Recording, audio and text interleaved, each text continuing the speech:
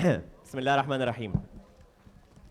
مبسوط جدا ان انا معاكم اولا، بس هعرفكم الاول باستاذه علا طاهر الانتربتر اللي هتقوم بترجمه الحوار اللي هيبقى عباره عن انا هتكلم الاول بالانجلش عشان ضيفنا طبعا هيتكلم بالانجلش مستر تيم هاركنس، واستاذه علا هتترجم، وبعديها لما يجاوب هتترجم اجاباته، وبعد كده هسال بالانجلش فهتترجم السؤال وهتترجم الاجابه. وطبعا في الاخر كمان لما هنبقى واخد اسئلتكم ان شاء الله هتبقى الاسئله واصله له كده كده بالانجلش هنترجم اجاباته يعني. تمام. مبسوط جدا انا معاكم. بدايه اعرفكم بنفسي، انا هاني حتحوت، مقدم برامج مصري. شكرا. وحاليا انا بقدم برنامج اسمه الماتش على قناه صدى البلد كل يوم بدايه من السبت، فالنهارده بدايه الاسبوع. وقبلها اشتغلت في قنوات، قناه سي بي سي اكسترا اللي هي اكسترا نيوز، وقبلها اشتغلت صحفي في موقع في الجول دوت كوم. دي بدايتي. وبدايتي كمذيع كانت في اذاعه الشباب والرياضه كمقدم برامج رياضيه. واشتغلت بقى في الفتره اللي من بعد 2009 لحد 2016 برامج مختلفه مش بس رياضه، لكن هو التخصص الاساسي من اول ما بدات لحد النهارده هو الرياضه، وما بشتغلش غير رياضه دلوقتي. فانا مبسوط جدا ان انا معاكم، وان شاء الله نستفيد مع بعض، لان التوبيك نفسه انا شايفه ان هو مفيد جدا بالنسبه لي، فان شاء الله يبقى مفيد بالنسبه لنا كلنا. واي سؤال واحنا بنعمل الحوار مع بعض هبقى مستنيه منكم جدا. شكرا، ويلا مع بعض نبدا. شكرا. اوكي، المقدمه بتاعتنا هنشرح ايه الموضوع اللي احنا بنتكلم فيه. Sports psychology uses psychological knowledge and skills to improve athletes' well-being, which in turn enhances their performance and development. It addresses the mental and social elements of sports participation and aids teams and individuals to move from attitude to action, which means they become more capable of making decisions that make a difference. Although integrated in many clubs internationally, it's yet to make its debut locally. Our speaker, Mr. Tim Harkness, is the head of sports science and psychology at Chelsea football team, our beloved Chelsea football team. He is an experienced psychologist and a published author. His professional approach is to use good processes and good data to make quality common sense decisions. A particular interest of his is in moving from attitude to action. How to get teams and individuals to actually do the things that make a difference.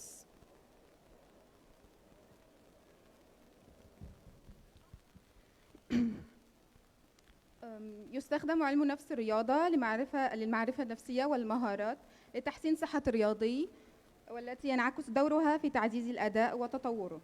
يتناول هذا العلم، علم نفس الرياضة، عناصر المشاركة الرياضية العقلية والاجتماعية، حيث يساعد الفرق الرياضية وكذلك الأفراد للانتقال من مرحلة الموقف أو السلوك إلى مرحلة العمل، وهذا يعني أنه سيصبح لديهم القدرة على اتخاذ القرارات التي من شأنها إحداث التغيير. وعلى الرغم من إدماج هذا العلم، علم النفس الرياضة، في العديد من النوادي عالمياً، إلى أنه سيخطو أولى خطواته محلياً في الوقت الحالي.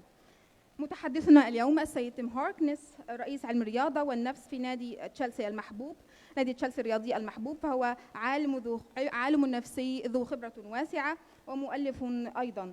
وكان نهج هاركنس المهني هو الاستفادة من معالجة البيانات والبيانات الجيدة لاتخاذ قرارات منطقية ذات جودة، حيث حازت فكرة الانتقال من الموقف أو السلوك إلى العمل منه على اهتمام خاص.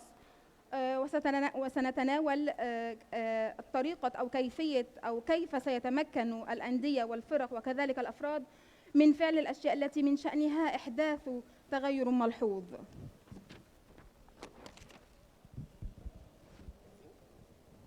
شكرا أستاذة علا.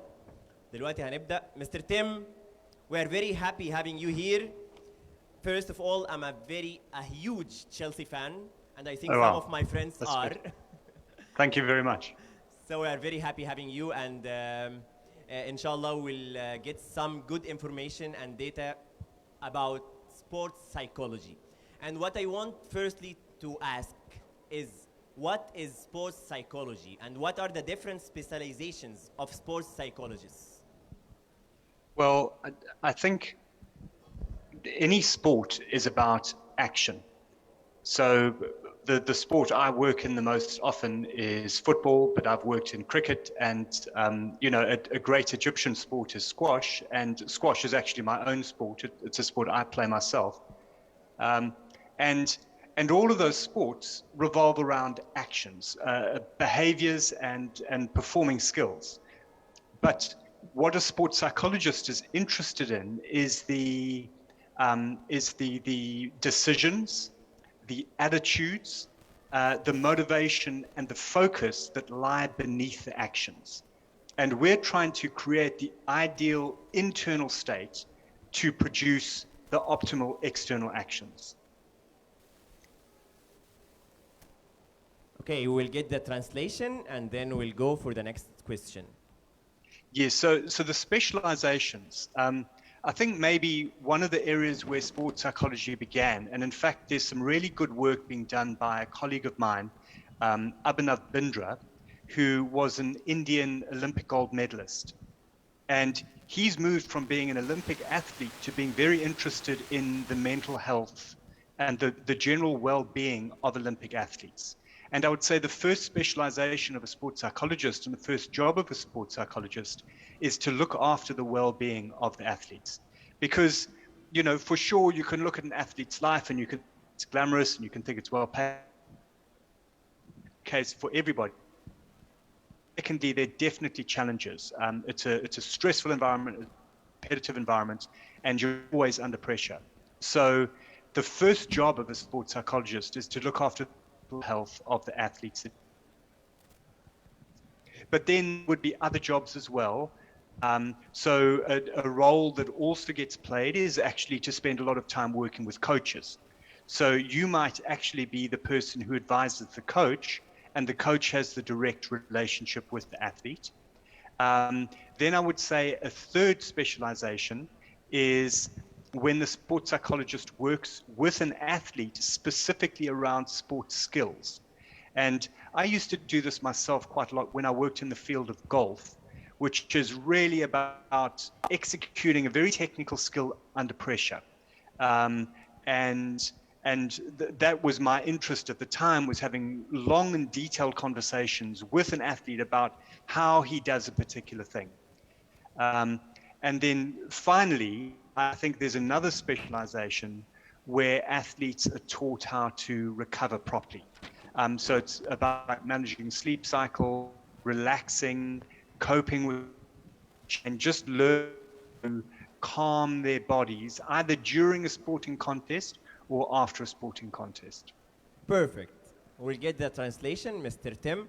بداية أنا سألت مستر تيم على إيه هو علم النفس الرياضي، يعني إيه سبورتس سايكولوجي، وإيه الأنواع أو التخصصات المختلفة اللي موجودة في علم النفس الرياضي. فالإجابة أو ترجمة الإجابة اللي قالها مستر تيم هتبقى مع زميلتي علا. اتفضلي يا علا.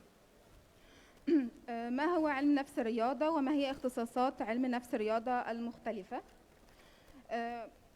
أولاً أنا سعيد جداً بوجودك معنا، وأنا أعد من مشجعي نادي تشيلسي، وأصدقائي هم أيضاً موجودون وهم أيضاً مشجعي نادي تشيلسي الرياضي. شكراً لك. فأنا سعيد جداً لوجودك معنا، ونحن نأمل أن نحصل في نهاية هذه الجلسة على معلومات كافية حول علم نفس الرياضة. السؤال الأول هو: ما هو علم نفس الرياضة وما هي اختصاصاته المختلفة؟ أعتقد أن أي شيء أو أي معتقد يكون معتمدا في الأساس على الفعل. فالرياضة لدينا العديد من الأنواع مثل السكواش والكريكت، وأنا أيضا ألعب السكواش، وهي أيضا رياضة مشهورة بين المصريين، فأنا نفسي ألعبها.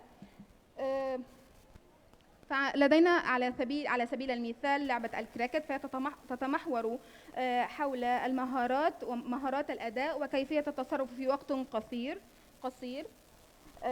ونتطرق أيضا في علم الرياضة، في علم نفس الرياضة،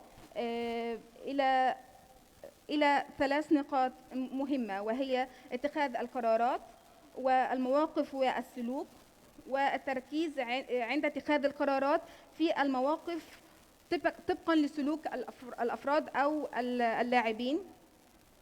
فلقد بدأ مشواري في هذا المجال مع صديقي أفناف، وهو هندي الجنسية، عندما فاز بميدالية ذهبية في مسابقة رياضية. فهو لديه عديد من الاهتمامات خصوصا في الصحة العقلية للاعبين والرياضيين حول العالم. فنجد أن علم نفس الرياضة يتمركز حول الوعي واللاوعي الكامل لكل لاعب أو لمن يمترس الرياضة. فهو يواجه عديد من التحديات، من أهمها الصحة العقلية. ويتطرق أيضا علم نفس الرياضة إلى ماهية العلاقة بين المدرب والرياضي الذي يقوم بتدريبه، وبالمهارات التي يقوم باكتسابها كمدرب وكرياضي يقوم بأداء بعض الألعاب أو الرياضيات. فلدينا على سبيل المثال رياضة الجولف، وهي تتعامل مع العديد من التحديات في التركيز، وكيف يؤثر هذا التركيز على الأداء بصورة سلبية أو إيجابية. وأيضا سنتطرق إلى مشكلة التعافي وذاكرة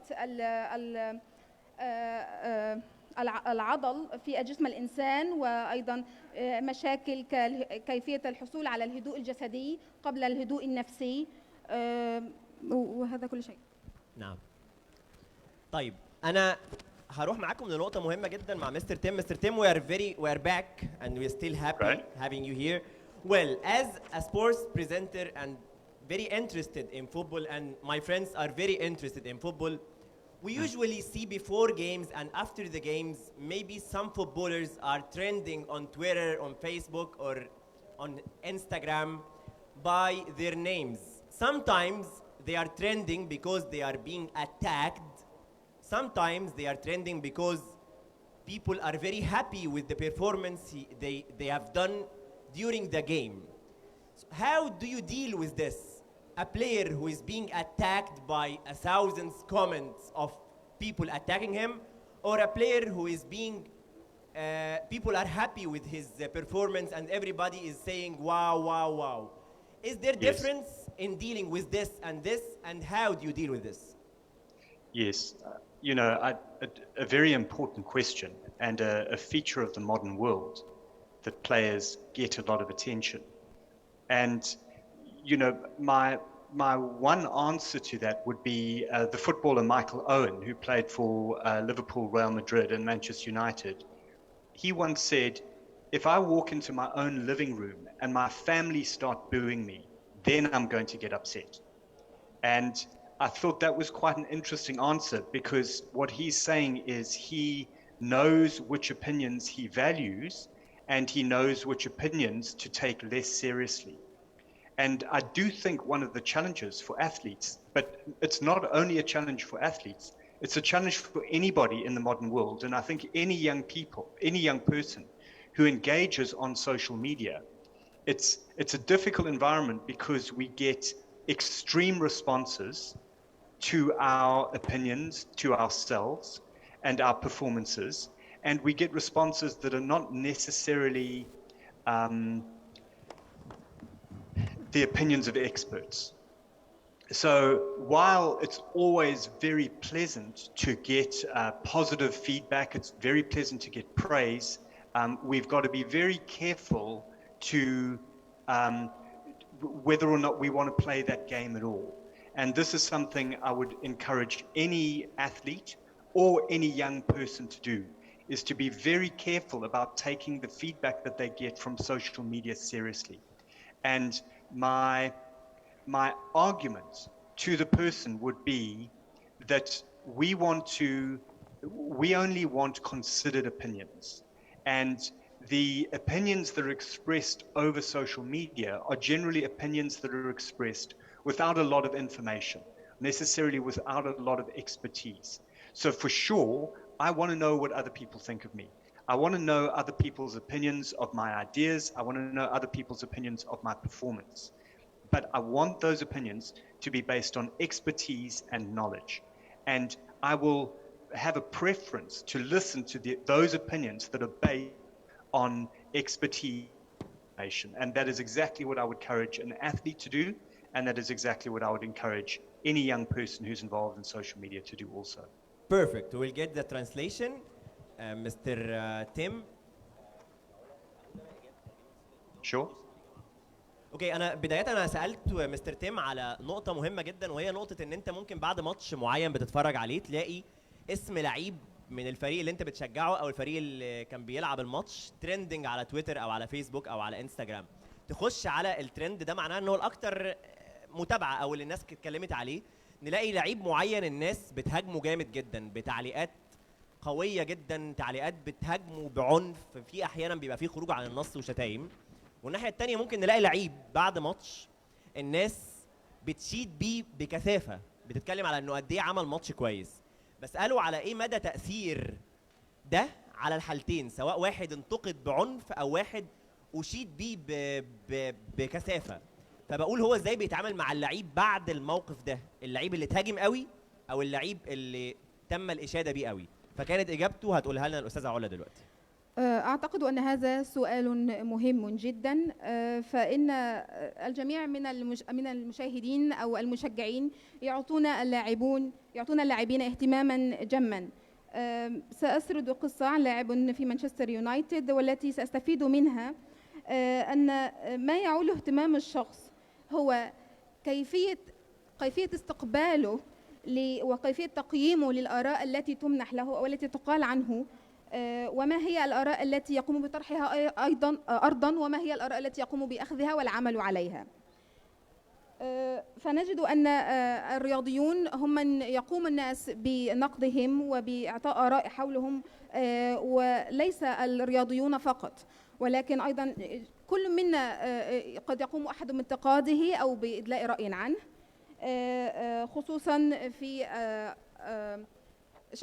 خصوصا في مواقع التواصل الاجتماعي. فنجد أن الجميع يحكم على الآخر، فالأهم بالنسبة لنا هو الاستجابة، إعطاء استجابة لهذه الردود داخلنا وللآخر.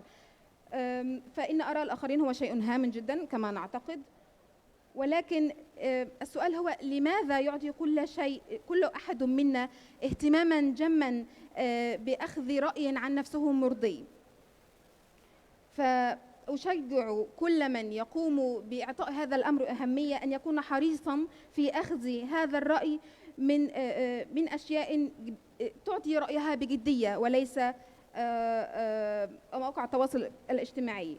أريد منكم أن تكونوا عقلانيين في أخذ الآراء حولكم أو عنكم، ولا تكون هذه المعلومات مبنية أو متخذة من المواقع التواصل الاجتماعي، فإنها لن تكون مبنية على معلومات أو ولن تكون ذات خبرة.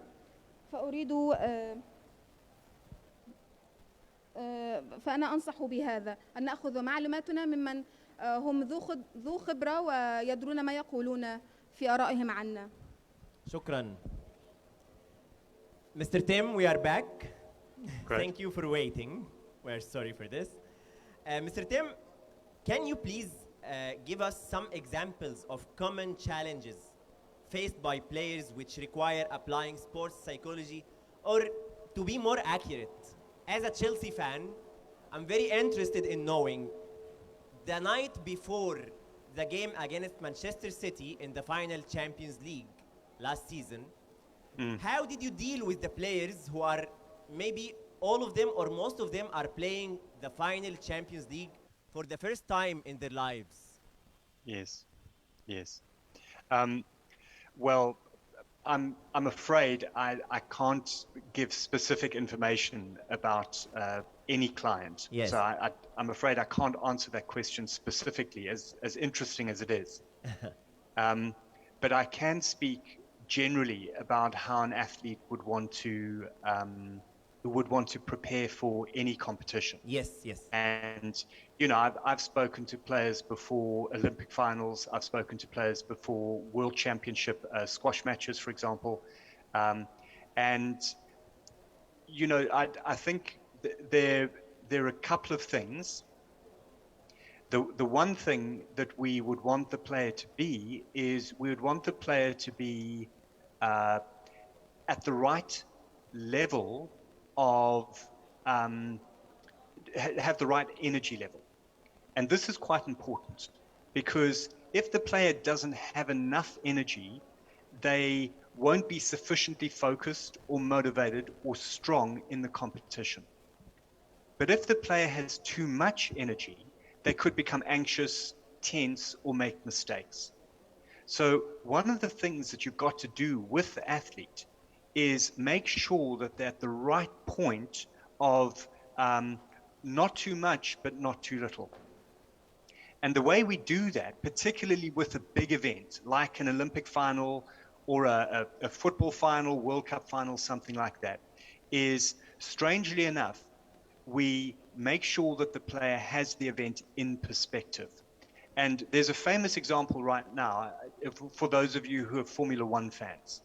And there's in the World Championship at the moment, there are two drivers who have a chance of winning the Formula One World Championship, one of the most prestigious sporting competitions in the world. And it's between Lewis Hamilton, who's already won 7 World Championships, and a driver called Max Verstappen, who has not won any. And when people say to Max Verstappen, how are you feeling about this World Championship battle? His answer is, it's not going to change my life one way or the other. And that's not the answer that people would expect, because people would be expecting him to say, I'm desperate to win it. It means everything to me. I'll sacrifice anything if only I can win. But he's actually saying something quite different. And the reason why is that generally people feel that the more motivated we are, the more we want something, the more desperate we are, the more likely it is to happen. But that's actually an error. It's not true that the more we want something, the more likely it is to happen. We need to be in the right zone of just motivated enough, not too motivated, not undermotivated. So that before a competition, that's really what I'm trying to do with an athlete. And the way we do that is we make sure that they have the right perspective on an event, that they know how important it is, but they're also aware that there are other important things in their life. An athlete before an Olympic final, once I was sitting having a meal with his family, and he pointed to his 2-year-old nephew. And he said, if I win or lose, my nephew's going to love me just the same. And that's a very important thing for any athlete to remember. So that would be the one thing, is to be at the right level of motivation. And then the other thing that's really practical is just to be focused, to know what it is that you have to do and go into the detail, whether you're a footballer, a golfer, a squash player, a marksman, whatever the case, just be focused on the actions that are going to make a difference. Perfect. Thank you. We'll get back to you after translating. هترجم السؤال الأول بتاعي وبعد كده أستاذة علا هترجم الإجابة. أنا سألت مستر تيم على نقطة مهمة جدا، وهي قبل الماتشات المهمة أو قبل البطولات المهمة، وقلت له ادينا أمثلة على حاجة أنت اتعاملت معاها في تحضير اللاعبين، وضربت أنا مثال كتشيلسي فان بماتش الفاينل بتاع الموسم اللي فات قدام مانشستر سيتي. قلت له ازاي جهزت اللعيبه الماتش زي ده، خصوصا ان اغلب اللعيبه بتوع تشيلسي في الجيل ده ما لعبوش فاينل تشامبيونز ليج قبل كده. فهو جاوب الاول بانه مش هيعرف يوضح تفصيله ماتش معين، لكن هيحكي تفاصيل الاستاذه علا هتترجمها لنا، لان كانت مفيده جدا من وجهه نظري ان شاء الله. اعتذر انني لن اقوم بإدلاء بأي معلومات، فهي أشياء سرية، لكن سأتحدث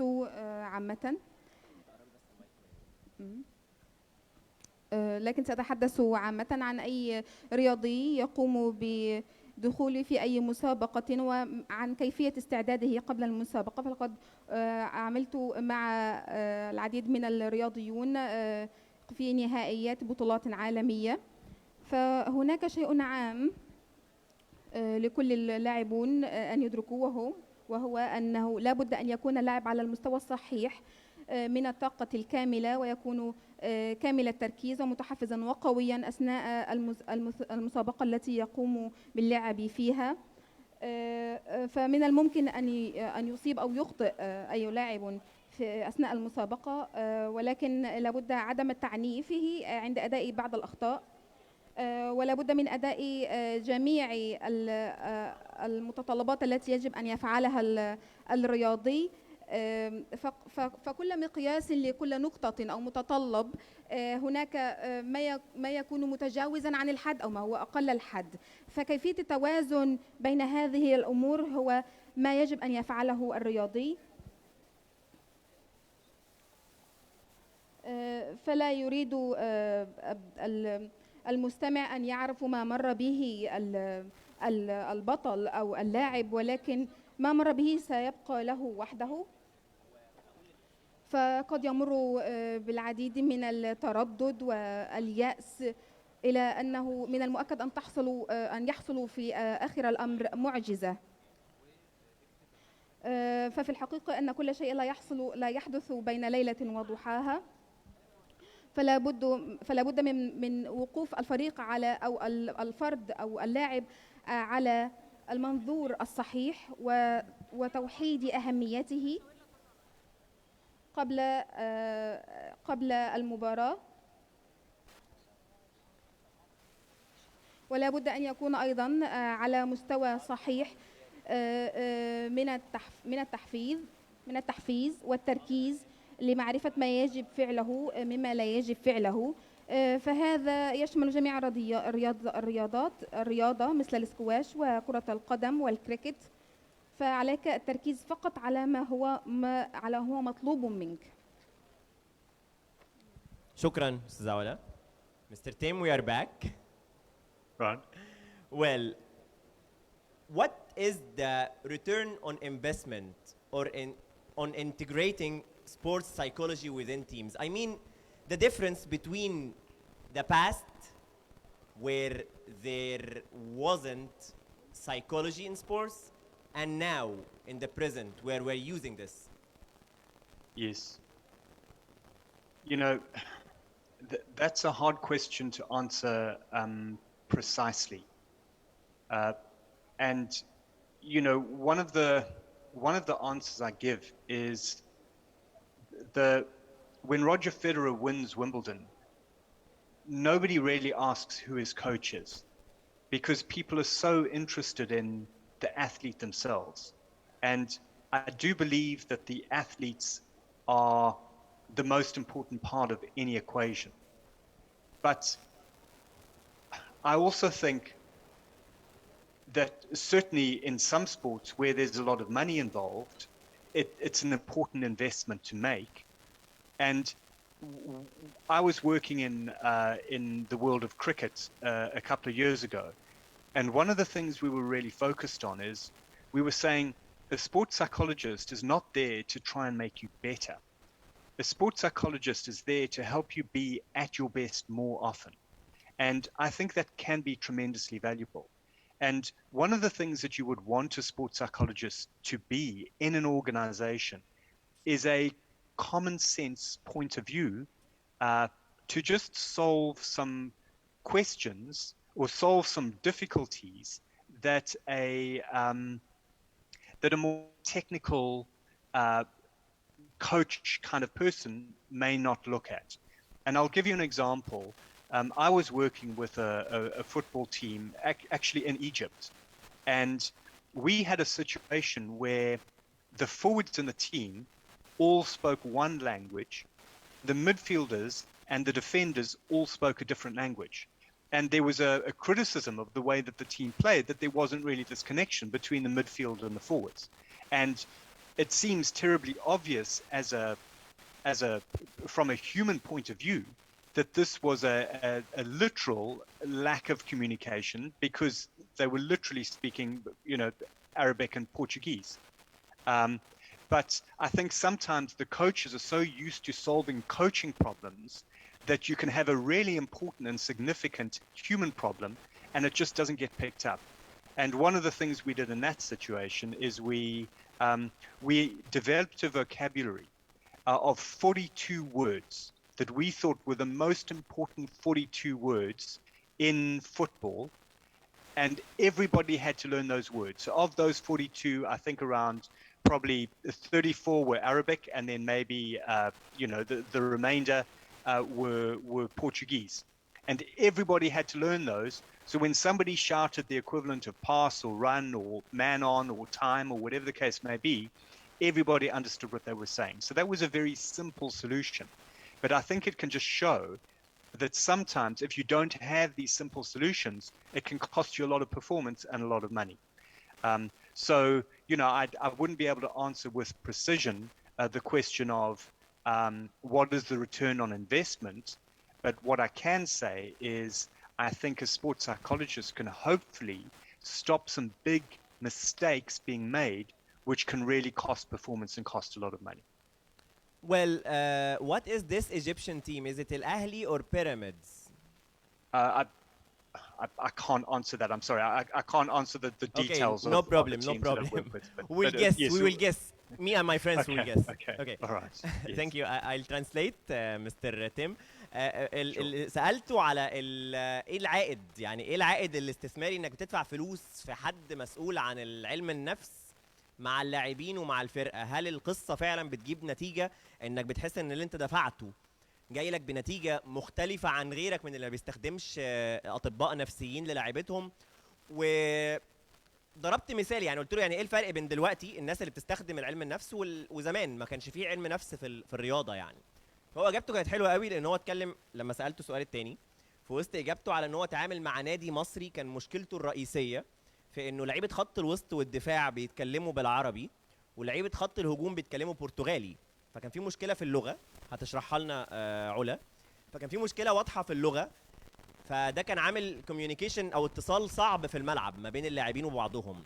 فالتعامل النفسي في القصه دي اهم واذكى من انك تتعامل بانك تعلم اللعيبه اللغات على المستوى المادي وعلى المستوى اللوجستي. يعني سالته في الاخر هو ده الاهلي ولا بيراميدز، عشان الاهلي كان عندهم جيرالدو فممكن يبقى برتغالي، وكينو كان بيلعب في بيراميدز، فانا قلت له قال لي مش هينفع اجاوب. لكن بقيه الاجابه بقى مع استاذه علا هنسمعها منها عن الفرق او العائد اللي بيطلع للانديه من ان هم يتعاقدوا مع اطباء نفسيين.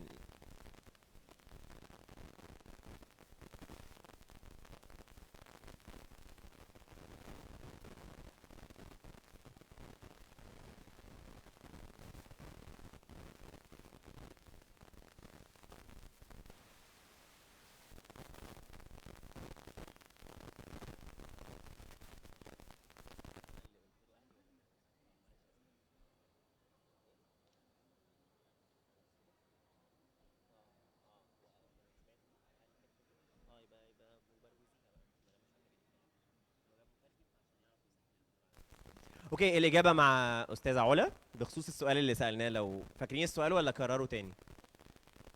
انت بس اللي فاكر. فاكرين يا جماعه؟ ماشي، يلا بينا الاجابه. اتفضلي يا استاذه علا.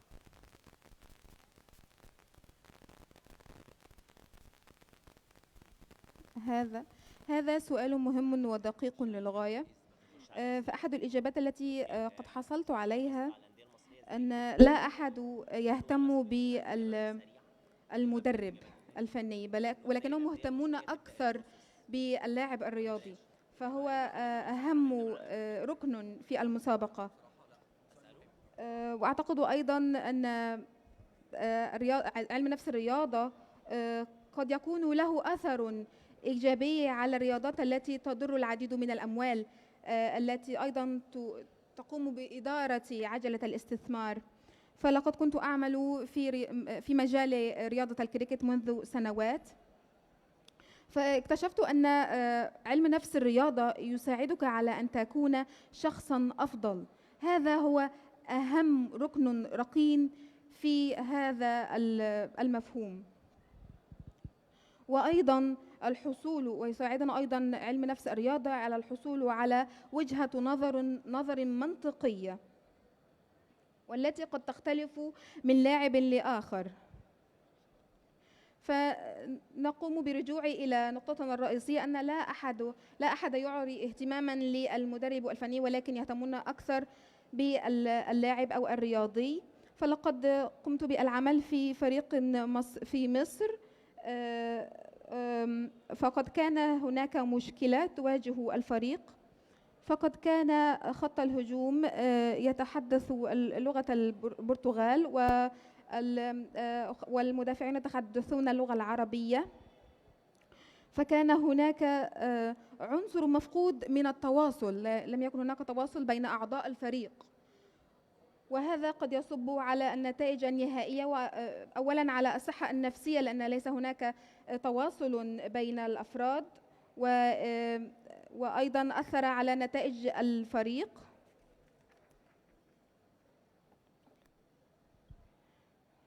فهي من المشكلات التي تواجه المدرب وليس فقط اللاعب، فكيف يمكن أن يتدارك هذا الموقف؟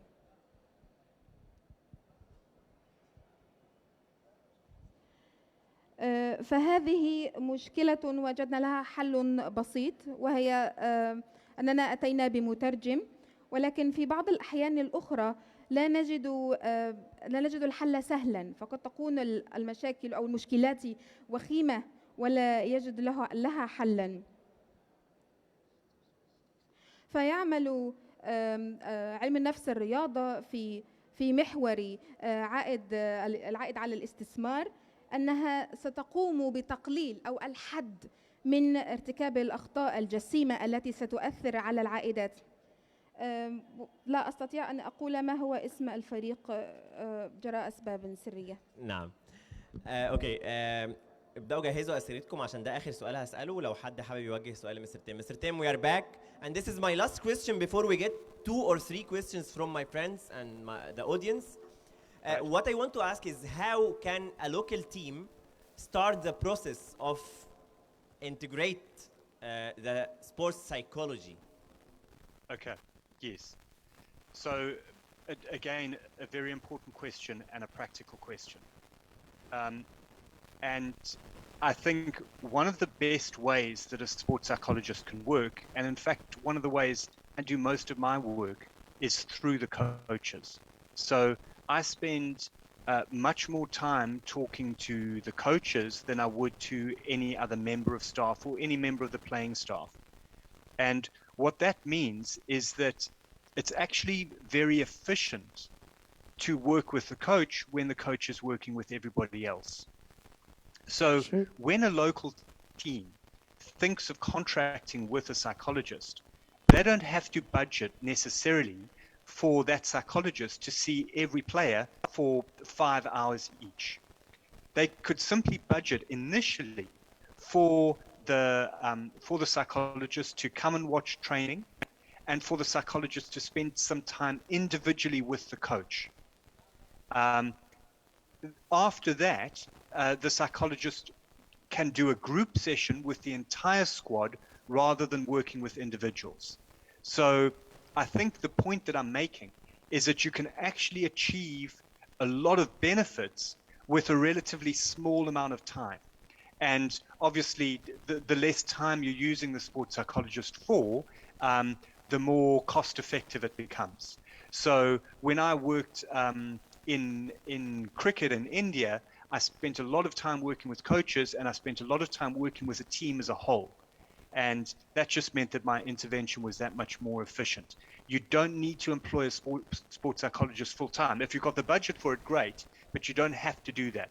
There are a lot of ways to start, and that would really be my recommendation, is for the psychologist to come and watch a little bit of training, spend a few meetings discussing with the coach what he believes the challenge of the team to be, and then maybe spend some time talking to the entire squad as well.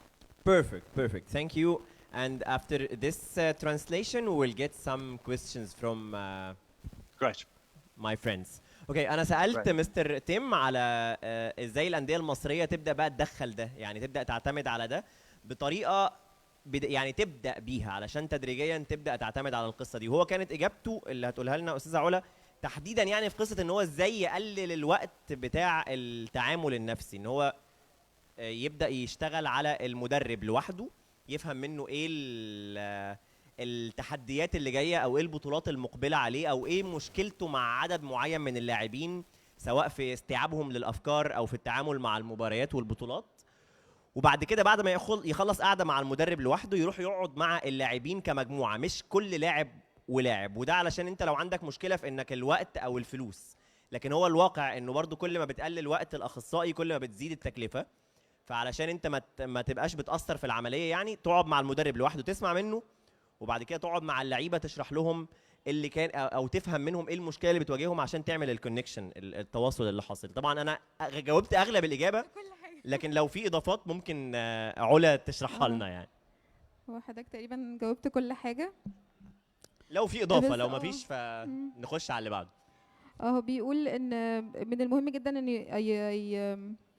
من الاشياء الهامه هو اداء وقت كافي مع المدرب، ومع اللاعبين مع بعض، وايضا مع المدرب مفردا، ومع كل لاعب مفرد. فبامكان العالم النفسي ان يقوم بتخصيص وقت لكل لاعب حوالي 5 ساعات لكل لاعب على حده، ويقوم بمشاهدته اثناء تدريبه، ويقوم بمشاهدته ومتابعته اثناء تعامله مع مدربه، ويقوم بعد هذا بعمل جروب حيث يقوم بجمع الفريق كله أجمع مع المدرب. فالنقطة الهامة من هذا هو تحقيق نتائج مجدية في وقت قصير جدا، والهدف منها تقليل الأخطاء التي من المتوقع أن تحدث. فقد قمت بأداء هذه التجربة حينما كنت أقوم بهذا العمل في فريق كريكت في الهند. فلقد كرست وقتا للمدرب وللفريق، وقت أعطي نفس الوقت الذي يعطيه للفريق، نفس الوقت الذي يعطيه للمدرب. فهناك كما تطرقت طرق كثيرة للبدء بها، فسأقوم. وأيضا من النقاط الهامة التي لابد أن يتطرق إليها المدرب هو جمع اللاعبين ومناقشتهم في التحديات التي يواجهها الفريق ككل، وكيفية التوصل إلى حلها. تمام. طيب هل حد مننا حابب يوجه سؤال لمستر تيم؟ اوكي. طيب دلوقتي هيطلع على الشاشه الكود، ممكن بس نسكان بالابلكيشن المتفق عليه ونكتب اسئلتنا، وهيتم اختيار عدد من الاسئله عشان توجه لمستر تيم هاركنس.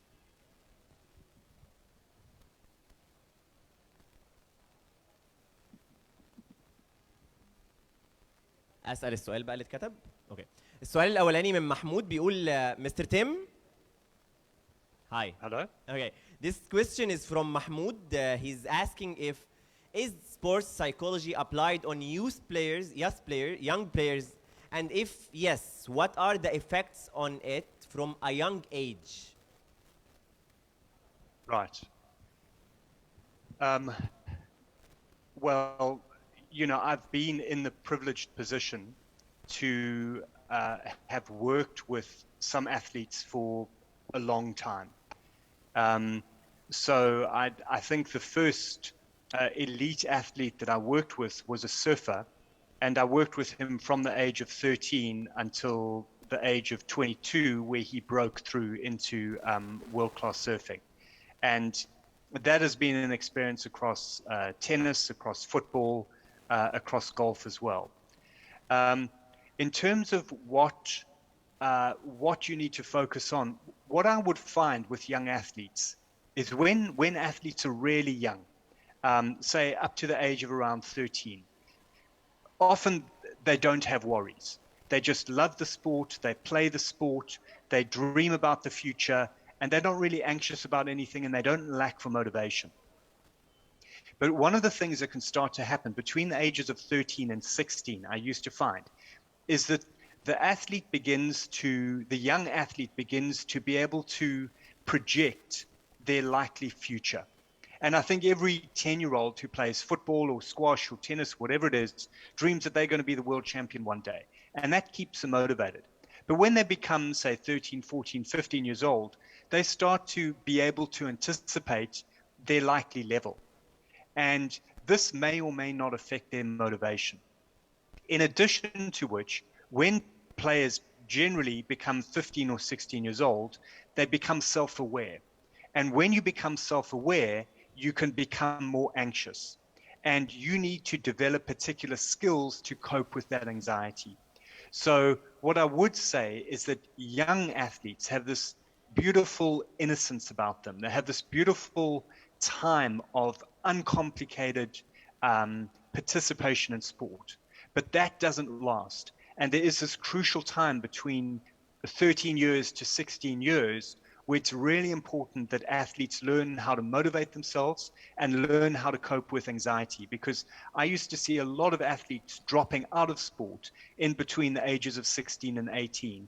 And that was because they hadn't been given the correct skills when they were 13 or 14 years old. So, you know, again, a really important question. And yes, I think in some ways, the most important work is going to get done with teenage athletes. Perfect. We'll translate, and then we have other two questions from my friends, and then we will finish. We are very happy, Mr. Tim, having you. Okay, علا، السؤال كان عن إنه هل علم النفس الرياضي بيتم استخدامه للاعبين الشباب، وإيه مدى تأثيره على اللاعب الشاب؟ هو هيتكلم في إجابته عن الأعمار اللي من عندها لازم تبدأ تتعامل مع اللاعبين نفسيا، لأن في لاعبين بيبطلوا الرياضة اللي بيلعبوها عند سن معين بسبب إن ما تمش التعامل معهم نفسيا. أستاذة علا اتفضلي. أعتقد أنني في وضع ذات ميزة، فلقد عملت مع العديد من الرياضيون واللاعبون على وقت طويل في الرياضة النخبة مثل الكريكت والسكواش وكرة القدم. فلقد عملت مع رياضي منذ أن كان عمره 13 حتى 22. فلقد اكتسبت خبرة جمة في السكواش والجولف والكرة القدم. وما أريد أن أشاركه معكم هو مراحل العمرية التي يمر بها اللاعب. فعندما يكون في الشباب، في مرحلة الشباب، غالبا لن يكون لديه قلق عما سيحدث له الآن أو في المستقبل، ولكنه سيكون حالما لما يحمله له المستقبل. فأريد أن أقول أنه لن يكون عنده شيء من القلق، ولن ينقصه أيضا مرحلة التحفيز، فهو مليء بها.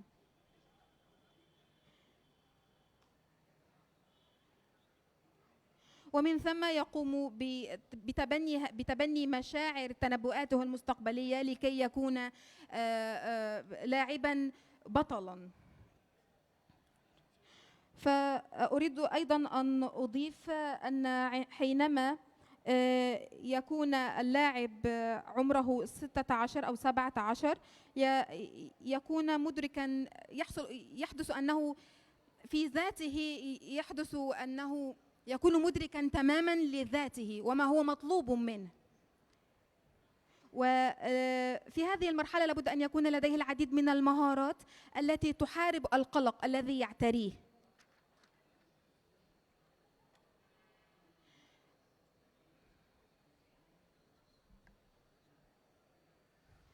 ولقد عاشرت بعض اللاعبين الذين قاموا بالإقلاع عن العديد من الرياضة في سن 16 حتى 18 بسبب مشاكل القلق، لأنهم لم يتم إعطائهم المهارات أو لم يتم اكتساب مهارات محاربة القلق في هذا الوقت. تمام. Okay, Mr. Tim, we have two questions, but I'll pass for the third one and I'll get back to the other two because this is very interesting question from Osama Ali. Yeah. He's asking, how can psychology handle some racial discriminations? Cases such as Bukayo Saka's missed penalty in previous Euro final and rehabilitate him quickly. Yeah. Okay, well, first of all, thank you for asking this question. Now, you may not know, but I'm South African. So I actually grew up under apartheid. And so questions of of racial inequality are very important to me. And one of the things that makes me sad is that when I was living under apartheid in the 1980s as a teenager, even though racism was so bad, and you know, it's hard to believe, but I grew up in a country where racism was legal. You know, it was actually the law to be racist. It's very difficult to believe that something like that could have existed, but it's only a short period of time ago, and it was my upbringing. But even in those dark times, we felt optimistic. We felt confident that the world was moving in the right direction and that racism was something that we would overcome. And, you know, we had tremendous joy and relief when Nelson Mandela became president, and we felt optimistic about the fight against racism. So to find myself 25 years later still having this conversation does make me feel sad, and I think it's a very important question. And I never thought that I would sit and discuss these matters with athletes who had been racially abused. So what can we do? I think, first of all, one element of racism is that it is an injury to an individual. And I think that individual needs to be supported and encouraged. And the one thing I will say is that amongst the young athletes that I've worked with, those who have experienced racist abuse, all of them are clear that racist abuse is wrong. But some of them are able to take the abuse. Some of them are distressed by it, rightfully so, and some of them are upset by it. Some of them are also aware that the racist abusers are not the most noteworthy people, are not the most admirable people. And I think they take that abuse from where it comes, as the words of often certainly malicious, but often an uneducated perspective. So some of them, I think, reconcile the wrongness of it with the foolishness of it as well. And they're able to see that racist abuse is wrong, but it's also foolish. So that sometimes is an individual conversation. But I think also racist abuse it's not just an individual problem, it's a broader social problem. And I think one of the problems here is that we don't see enough Asian, Arabic, and Black coaches. We don't see enough Asian, Arabic, and Black referees. We don't see enough club owners. So I think we need more role models, not just as players, but as administrators, coaches, referees, and club owners. And I think this is a very important thing. And I was speaking to a friend of mine who's an expert in the field, which I personally am not, and she was pointing out that Mo Salah himself has had a significant effect on the levels of Islamophobia in Liverpool. So you've got one person acting as a role model who can educate and fight back the foolishness and the wrongness that is racism. So I think we need to celebrate the role models that we have, but we also need to create more role models amongst the football staff, amongst coaches, amongst administrators, referees, and owners. And it's something that we all need to take very seriously. Yes, perfect. will translate, and we had just one last question after translating this, Mr. Tim. قبل ما زميلتي علا تترجم، بس عايز اقول انه السؤال كان بيتكلم على انه ازاي ممكن علم النفس في الرياضه يعرف يهندل او يسيطر يعني على التمييز العنصري اللي بيحصل للعيبه، وضرب مثال اسامه بحاله بوكايو ساكا لما ضيع ضربه جزاء في الفاينل بتاع اليورو اللي فات، وبعديها تعرض لانتقاد او هجوم عنصري مكثف على السوشيال ميديا.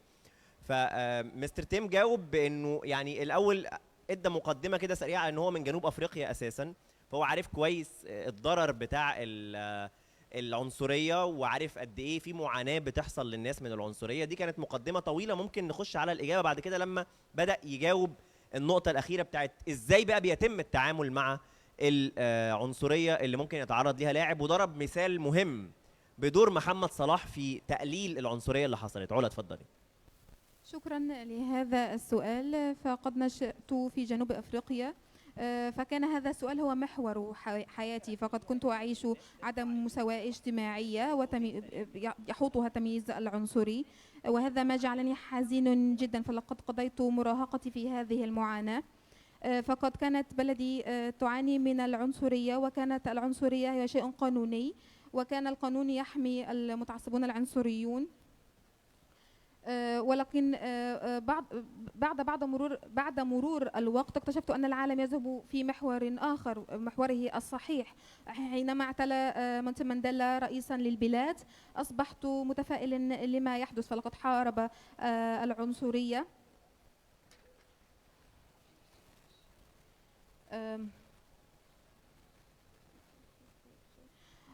وأيضا قد يلاقي بعض اللاعبون بعض العنصرية من زملائهم أو من مشجعيهم، فلا بد أن نشجعهم عند إصاباتهم ونقوم بإعطائهم الدعم الكامل.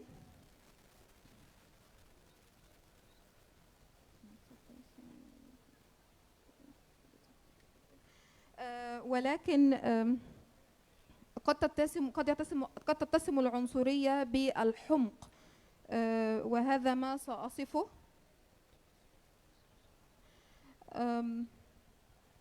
فقد تنبع العنصرية من منبع كل أحد منا داخليا، ولكن تساعدها الجماعات.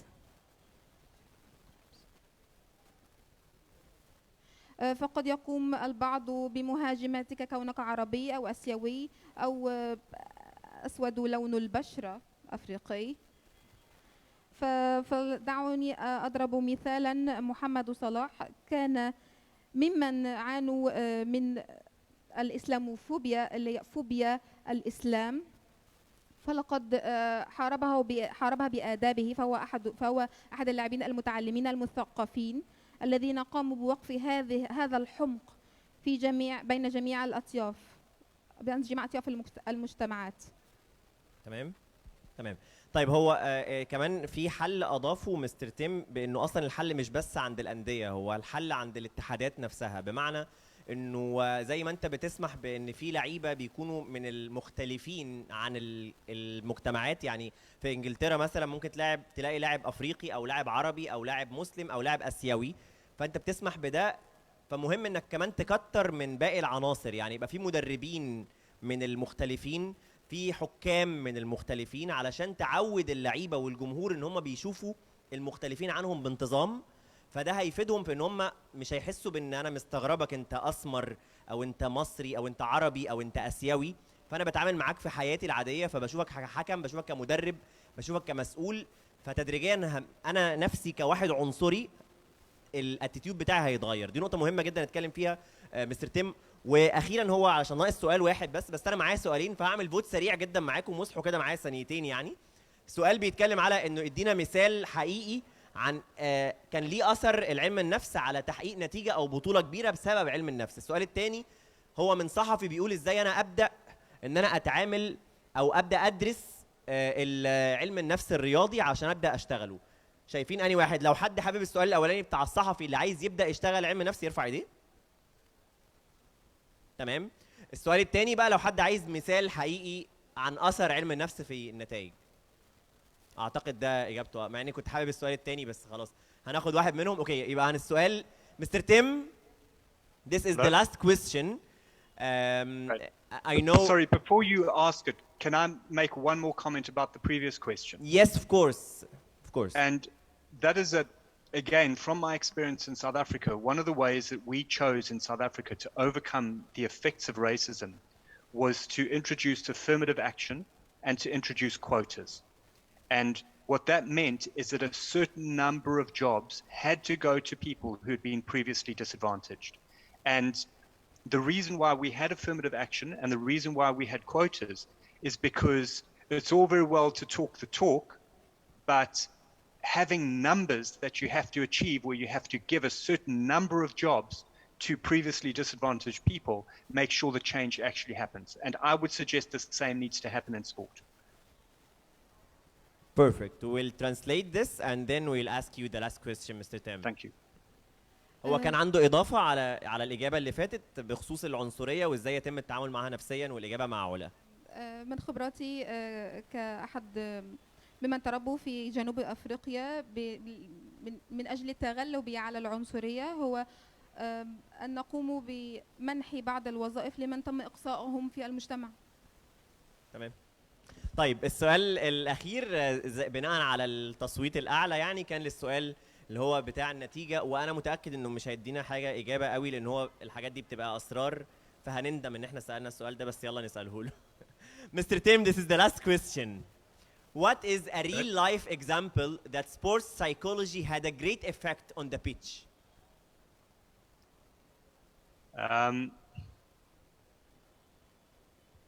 Wow. Let me try and think of one. You know, I think first of all, it's any sporting event is a combination of so many different things. It's a combination of training. It's a combination of talent. It's a combination of every athlete, and it's a of sometimes even just good luck. But I think maybe one of the famous sport situations that I was involved was in the Olympic Games. An athlete called Abhinav Bindra was competing for India, and India had never scored an individual gold medal in the Olympic Games. And Abhinav Bindra was a marksman, competing in an event called the 10 rifle. And after a lifetime of practice and an entire competition, he found himself with one shot where he had the opportunity to win a gold medal.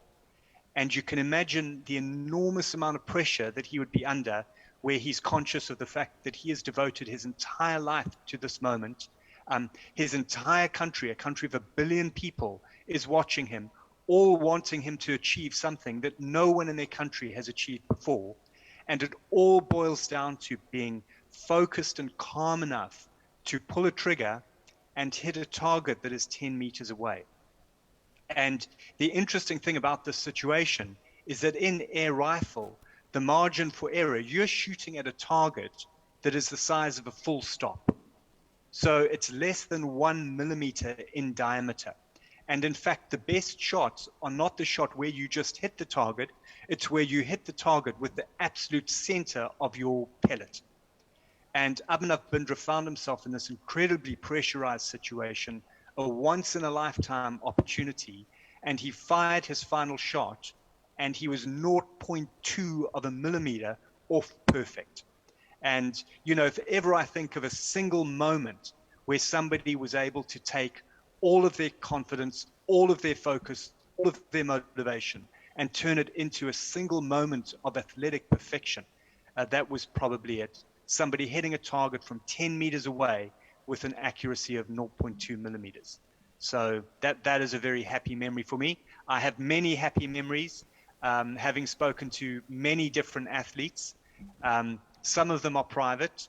I can think of, you know, a squash final with a tremendous amount of happiness where, you know, there was a great shot in the final shot. Some great comebacks in the world of squash, some great comebacks in the world of football.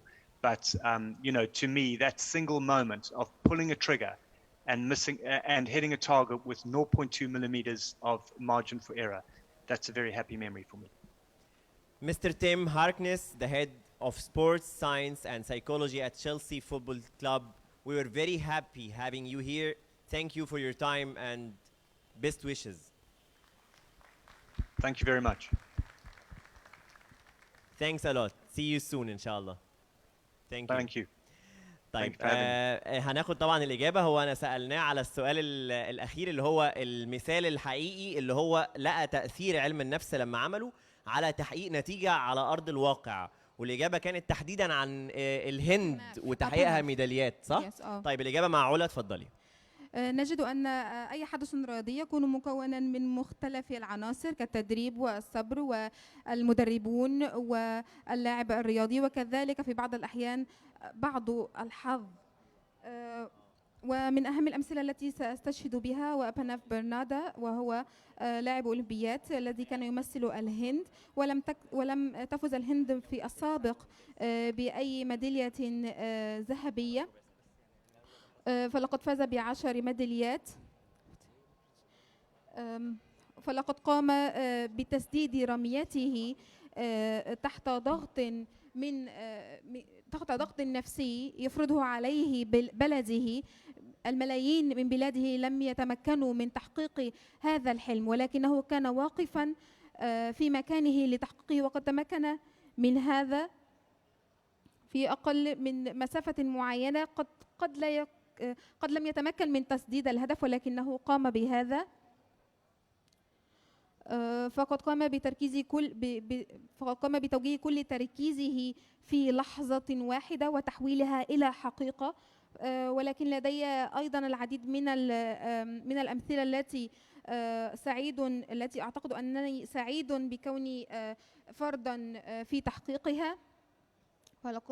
فأنني أقوم بتدريب بعض الرياضيون خاصة وليس فرقا ولكن أفراد. فلدي بعض اللحظات السعيدة للاعبي الاسكواش ولاعبي الرماح ولاعبي كرة القدم، ولكن كانت هذه أسعد لحظة لي. Thank you.